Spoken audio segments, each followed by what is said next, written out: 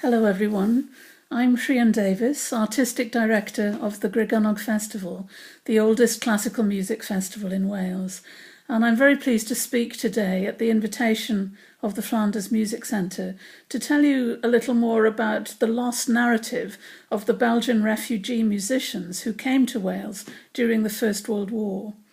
It's quite well known that a number of Belgian artists came here. There have been exhibitions, publications and so on about the artists who include Edgar Gevert, Gustav van der Woestijn, George Minne and so on.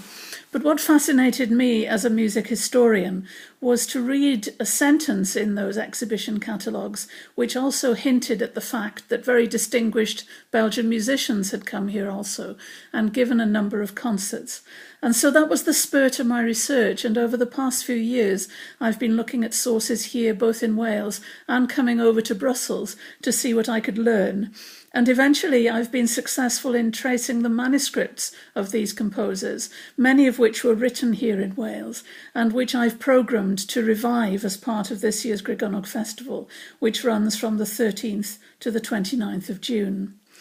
In particular, in 4 concerts at the end of our run, from the 26th to the 29th of June, I'll be reviving music for violin, for chamber ensemble, for choir and for full orchestra by composers whose names include Eugène Guillaume,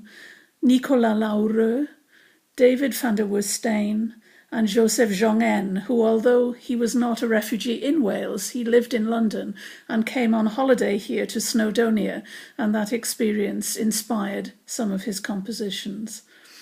I'd be thrilled if there's anyone listening to this who knows anything more about this story, and particularly if you have any information you could share with me or any manuscripts in private collections. It would be particularly wonderful to trace any surviving family members of these people who are here. Please get in touch with me via the centre or via the festival website, gregynoggfestival.org, and I'd be really pleased to take this research forward.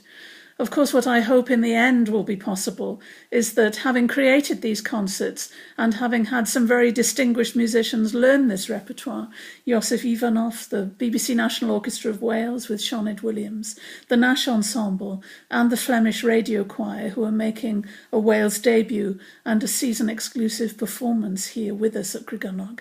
It really would be wonderful if we could reprise some of these concerts in Belgium so that the narrative and the music can become better known in the homeland of those who were with us.